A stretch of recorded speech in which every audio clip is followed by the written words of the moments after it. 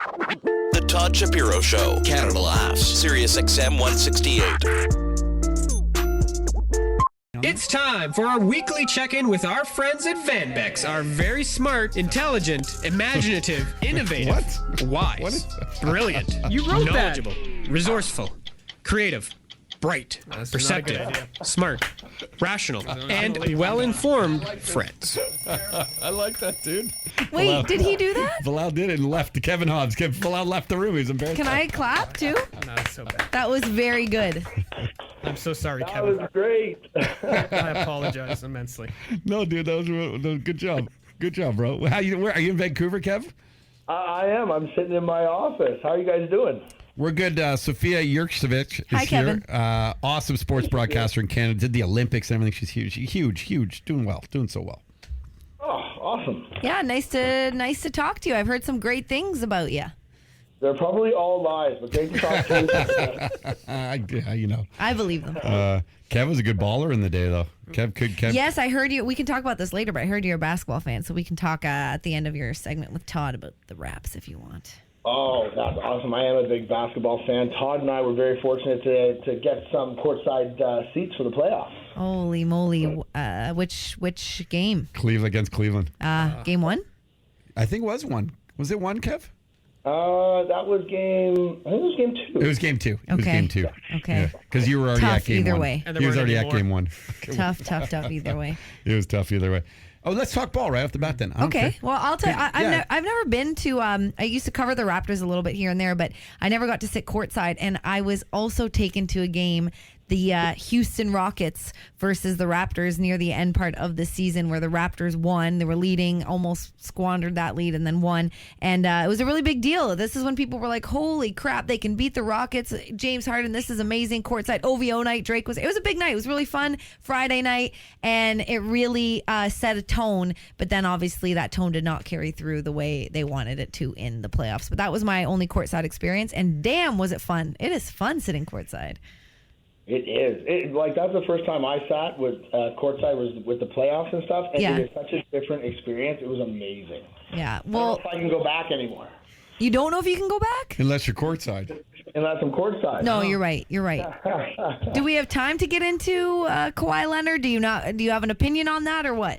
I mean, it's funny. I was talking to the MLSE just the other day, and we're having this conversation about it. And DeMar didn't want to leave. Right. Kawhi didn't want to come. Yeah. And I think we lost some really good supporters there with what's his name, Jacob as well. Yep, Portal. Yep. And we had and I mean DeMar was he was such a big proponent of Toronto. And I felt like over just the last couple of years, he was really starting to come into his own. Yeah, and he was broken. You could see from his social media and hear, from when he talked over at, I believe it was ESPN, but he gave some pretty exclusive interviews. And I don't think you can pay enough money for heart. You really can't. There's no price on that if you can get someone to buy into and believe in your system, that you can't put a price on that. However, Masai said he did what he needed to do, and right now at least someone's accountable. We'll see what happens with Kawhi. We can't say what's going to happen. He believes that Kawhi is going to buy into the system, but at least it's not like, oh, it's this person's fault, it's Casey's fault, he's gone, DeMar's fault, this didn't happen. Now it's all Masai. He made that move. Let's let it play out. There's nothing we can do, and then we're just going to have to let Leonard speak for himself on the court. See how it goes. You know what? And I agree with you about the heart. And actually, we have two really good examples in this year's playoffs that just show how important heart is. One, when Toronto lost in overtime to Cleveland, that was the backbreaker. Oh. And they couldn't come back from that. Yeah. And the second one was when Cleveland lost to Golden State in Game 1. Yes, with that giveaway, right? But that just killed their spirit and their heart. You could literally see LeBron get deflated, and then that set the tone for the entire series. And it was the same with the Raptors in Game 1. Yeah. Now, if you had a couple guys with more heart, You can pick up from that. But if you don't have the guys that are like have the passion in the locker room and like getting people over that emotionally, you'll never get past it. And that's what happened with the Raptors, and then it happened to Cleveland. No, you're very right. Those game one set the rest of the series. And I didn't want to say it, and it's easier right now to be like, oh, I thought so. Hindsight's 2020. But I was sitting with a bunch of people watching that game, and I'm like, that's it. This is it. This was the game one where they were leading. They had those 4 rebound chances near the end. I think it was Jonas Valanciunas at the end who could have put it away, or at least given them something, and then it died off. And you're right, and there was not enough heart to bring them back. We were really close to those chances, by the way. You guys were. Why didn't you just get up and throw the ball? I felt like I could have made that. Yeah, I could have got the offensive rebound and tapped it in. It's interesting. I agree with everything you're both saying, and at first though, I was really bothered by the trade. Like I went on social, and I like that DeMar was committed to the city. I like that he opened up about mental illness. Like I like that emotional aspect. And then the business Todd kind of kicked in. The more like the older I get, the more conservative Todd kicked in, and it was kind of like, oh, yeah, this guy's still fucking earning over $100 million. How am I really going to feel bad for this asshole? I've literally started telling myself that. Yeah. And then I was worried about Kawhi coming here. Like, how committed would he be? And I respected him as of today more than ever because he waited a couple of weeks to say what he had to say. Did you see his announcement that came out today? Yeah, I did see it. I'll give it a read, Kevin. Yes. Kevin Hobbs joins us from Vanbex Group, and Tedo sponsored the program. Awesome dude. This is what he wrote, and Kev, I don't even know if you had time to see this because you're so busy, but he just wrote, San Antonio, I've been going back and forth the last few weeks trying to figure out the right things to say, and it comes down to 2 simple words. Fuck you. Oh, no, thank you. Sorry. My family and I want to say thank you to the entire Spurs organization and the people, the fans of San Antonio. Thank you to every one of my teammates I played with over the 7 years in the NBA. Thank you, Pop, as coach, of course, Popovich. Always be grateful for my growth under your guidance. Thank you to the fans. There's not a more passionate or dedicated fan base than what I've witnessed in San Antonio. Through all the ups and downs, I'm glad there were many more ups. I'll never forget what we've shared and accomplished together. While I look forward to the next chapter in my career, I'll always remember the city and the people of San Antonio. Thank you, Kawhi Leonard. Now, that's the best PR statement of all time. But he doesn't even mention, this is the crazy thing, he didn't say the Toronto Raptors. He said the future. Yeah, no, could be LA. What I liked about it was this, is that I actually liked that he didn't say the Raptors. Okay, why? Because he's not giving us any false hope, which is, he's coming here, he's going to honor it, he's going to do it, he's looking forward to the next chapter. We know what that next chapter is, and now it is up to, he talks about dedication and passion from a fan base. Now it's up to us with the dedication and fan base being from Toronto or Canada, really, because we're Canada's only team. Even Kevin, you out in Vancouver doesn't have one anymore. Rub it in. But no, to give him that, to embrace him now, and give him that, not only just management and the system, but us as fans. And if we do that, this guy's going nowhere because he's the best player in the East right now. Like this guy is going, with LeBron gone, he's the best player in the East. He's going nowhere. I really believe that, and I think it's a growth. You think he'll stay? You think he'll fall in love with Toronto? I think based on him waiting a couple of weeks for the statement, that he's learning later in his career, he's maturing as a superstar, not being overly emotional, not throwing people under the bus, and that's a sign of someone you want with your organization. I think it's a really good big step in the right direction for him. Well, the only thing, and I would love your opinion, Kev, too, on this, but the only thing that I know for a fact, for sure, from talking to certain NBAers who don't spend that much time in Toronto, in terms of that culture, Drake has helped put Toronto on the map. I don't know if you guys have seen the movie The Carter Effect, but Vince Carter and his effect on Toronto. But still, there are so many players in the NBA that don't realize how awesome it is to play in Canada, that Canada still has that stigma as a small town. There's only one NBA team. They don't have an NFL team, that kind of small town NBA team. But when they come here, the All-Star game was here a couple of years ago. They really are surprised. So there is this surprise that he might get, or this saving grace that he might come here and be like, holy crap, it's way cooler than I thought. The culture's way deeper than I thought when it comes to basketball. But I don't know if a year is going to do it before to convince What do you think, him. Kev? Actually, I really agree with that statement. I mean, once they get up here and they realize it's just not igloos and no power, we got something to offer, right? I mean, Kawhi's statement, that's a class act statement. And I think, you know what, he was probably shocked and surprised by it, and maybe he is going to have an open mind. And I agree, the culture in Toronto, especially for basketball, from my side, I mean, it's amazing. Who wouldn't want to play there? You're beloved by the people in the city. Yeah. It's great. The whole country liked to. I mean, not everyone. I have so many friends from Vancouver who hate the Raptors because they were Grizzlies fans and blah, blah, blah. But really, if you are a big NBA fan and you don't have a team to cheer for, then you are cheering for the Toronto Raptors. So it's one thing to be embraced by Toronto, but then part of the country too. It's like a really great feeling when the country's behind you. Kevin Hobbs, what is that like in Vancouver?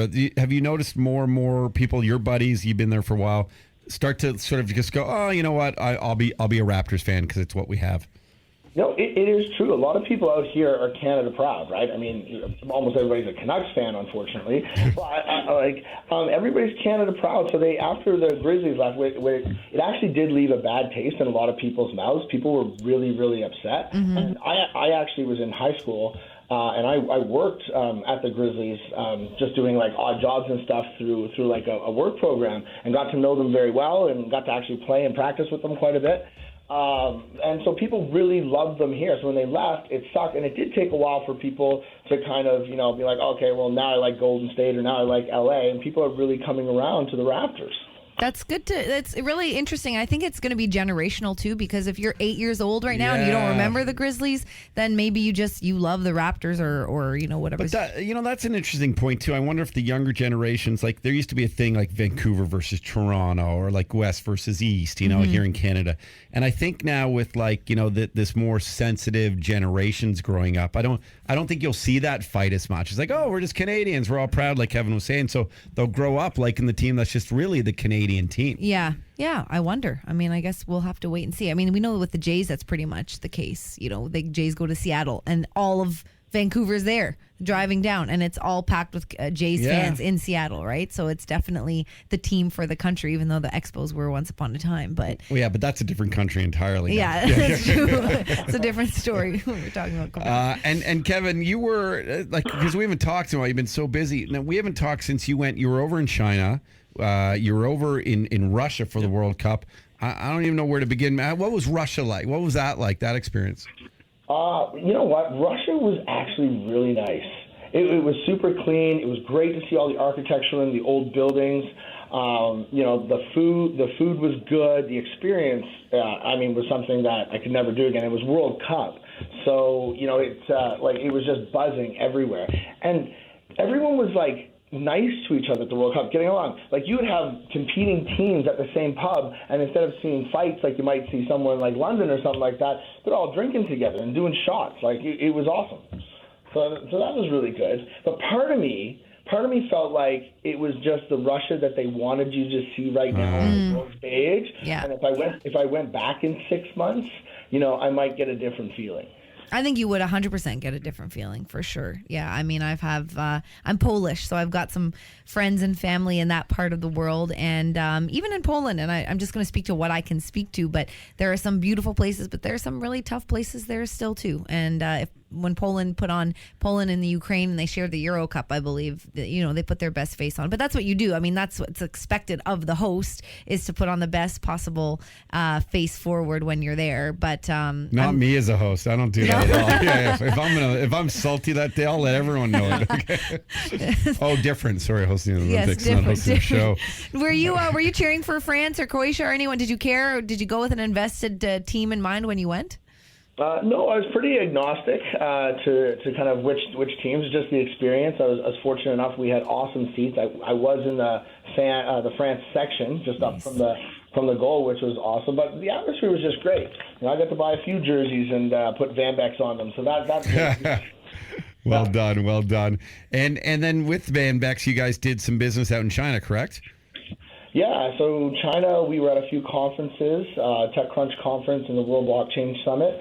It was really interesting. It was the first time I was ever in China, and got to go to 4 different cities that all had something kind of different to offer. But I got to be honest, I actually went there thinking that I wasn't going to like China, and ended up loving it.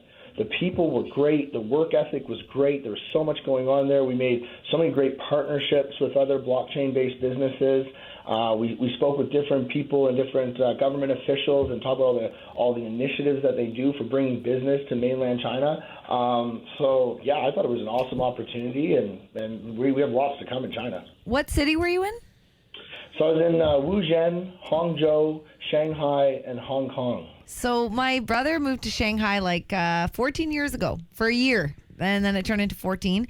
And he opened up a restaurant, actually, and it's on Yelp. And in their reviews, it's getting 5 out of 5s everywhere. They're calling it one of the best places to eat in Shanghai. I wish I knew you before. What kind of food? Like, so it's food for expats. Get this. It's I love that. gourmet grilled cheese. And he does like dip because he gets people that are sick and tired of eating Chinese food, and he gets people who want comfort food. And he even serves like from the can Campbell's tomato soup because they can't get it there. He makes his own pickles, like dill pickles, and it's like grilled cheese idea. like brie and arugula, like fancy grilled cheese, or like the Kraft Singles white bread if that's what you want. And you can you imagine, like, you can't buy that in the grocery store there. So it's called Co Cheese, and it's like a different grilled cheese sandwich with soups and good. It's a bar too, so he serves scotch and liquor, but Canadian, he's got like Leafs jerseys, Jays jerseys up on the wall, Canadian music, plays the hip, stuff like that. So people who travel and want that comfort North American vibe, they go there, and he's got some regulars and is now opening up a bunch of franchises because it's doing so well. So congrats. Yeah. If you ever go back, check it out, Cochise.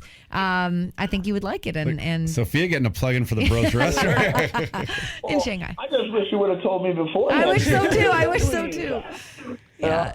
It's so funny. The first city we were at, Wuzhen, it's like an old historical city, so nothing has changed. Mm-hmm. But nobody spoke English there. And I took some pictures of some of the food that was offering. So needless to say, I lost 15 pounds while I was there. But there's just some things that for us being Westerners or whatever, was really hard to look at or digest. Yeah. But then the major cities, the minute I got into a major city, had I seen Cochise, I would have ran to it. But what I ran to was a McDonald's. Yeah, just for that comfort, I get it. We were on our menu when I went to visit him, were deep fried bumblebees. Did not try that. Did not. Yeah, there's just, it's funny. I'm not very adventurous in my food, and my wife always wants to travel to Asia, and I'm just like, it's not zero against anything, like any a culture or anything. It's me being a pussy, really. Like it's what you're comfortable with, for sure. And it's I didn't try the bumblebee, so I get what you're saying and where the 15 pounds came from, for sure. It's tough. Oh my God. Well, the first thing that I see was one of the soup, and I sent a picture out on my Twitter. It was waxed pigeon in clay soup, and I just could not bring myself to even try it. Whoa. Oh, man. That is different. Yeah, it's different. It's different. But cool. It's just we're not used to it, so it's normal for us our taste buds to maybe not be, or our eyes to look at that and be like, okay, can I do this? Whereas vice versa, if someone comes to Canada, maybe there's some stuff here. It's funny what perception is, what we grow up with. And even now they're saying, and for some of the food crisis, they're saying that insects are going to be like a big part of food now. They're realizing there's so much protein. Mm-hmm. You can eat a ton of different insects out there. And that's something that we would all probably be like, are you kidding me? Yeah. But if you think about it in terms of a world hunger level or something, like if that's something easily to provide and it's available, and that would just be food that you grew up on. Yes. What is wrong with that? Yeah, exactly. So there's positive stories that come out of these things as well. And in terms of the blockchain community out there in China, Kevin, is it? I mean, maybe you're always at conferences, so you're always with like-minded people and people are familiar in the space. But do you think it's something that maybe the average layman understands more over there than they might over here? I don't know if it's the average layman. I mean, because there's so many people. I think it's still progressing in its education. But definitely they take a really aggressive stance on new technology. So I visited a place called AI Town, where they build these cities around technology initiatives, and it gets funded by the government. So they do AI and blockchain and IoT, and they literally build cities in faster than you'd ever imagine, because people work, live, and play all in this, it's almost like a compound, but it's really beautiful. And they put it all up. So these guys have massive blockchain initiatives all over China because they just really want to get there first. Can North America keep up? Well, okay, so I learned about this thing, which I'd love to instill in my office, but I think if I did, I would probably get shot, and that's they work 9, 9, and 6, from 9 a.m. to 9 p.m., 6 days a week, and it's normal. And most people stay until 2 a.m., they're saying, because people actually just love what they're doing. Like, they actually love their work. And you said this is in the cities that they've created. It's in mainland China. That's just even all of their work days is 6 days a week. Holy moly! It's not 5 days like ours. So Saturday, so I was out with one of our partners, on Friday, and we were like, oh, hey, what are you doing tomorrow? Do you want to get some food? Da-da-da. And they're like, we're working tomorrow. And I'm like, oh, it's Saturday. And then that's when I learned about 9, 9, and 6. And I was like, oh. No thanks. Wow. Yeah, I'm more on the 2, 2, and 0 plan. It's like a couple hours a day, 2 days a week, and then zero worrying about any of it. Yes. No, that's I wish. But that is interesting. The work ethic that goes into, and that's what helps. You're really nations advance, and and keeping that technology going. Speaking of which, what is Vanbex focusing on right now, Kev? Also, right now, I'm not sure we talked about this before, but our Etherparty platform launched Rocket, which was really a technology that we built so that anybody can utilize the benefits of blockchain technology. Because right now it's so hard, you got to be a developer to do anything on there. So we built an easy-to-use engine that you guys could go on to create smart contracts for whatever you want to do. Right now it's focused on token generation, so helping people build new tokens on the Ethereum or the Bitcoin blockchain. But in the future, it's going to do absolutely anything that a smart contract can do, whether it's legally binding or supply chain management. Our next one that we're working on is charity. So we built an application called Hero, which allows for fully transparent giving, and we're gamifying it. So we're going to let you gamify charity when you want to invest, and we're hoping that we get buy-in from the charities, and so far it's looking really good, where we're going to put the donations on the blockchain so people can view it, and then they're going to put where they've spent that money on the blockchain so you can see that, hey, my money's actually going to something, because it's a big worry with donating to charities. Of course. That's cool. Yeah, it reconciles that. I love it, man. I love the whole space. Always totally excites me, and it keeps people transparent and honest, and it's always great to get back. Kevin, you're awesome, man. I can't wait to go front row with you at a Raptor game. Can I come? Yeah. Hey, we're gonna go to lots this year. If I get approved, Todd, I told you I might have my own box. Remember? Oh, geez. Okay. Well, I'll be the MLSE soon. If you ever need a host, you know where to find one. I'll put on my best face for it. Okay. Thanks for thanks, Todd. Thanks for catching up with us. Thanks, Kevin. Yeah, it was great talking to you. Awesome. Kevin Hobbs. The Todd Shapiro Show, Canada Laughs, SiriusXM 168.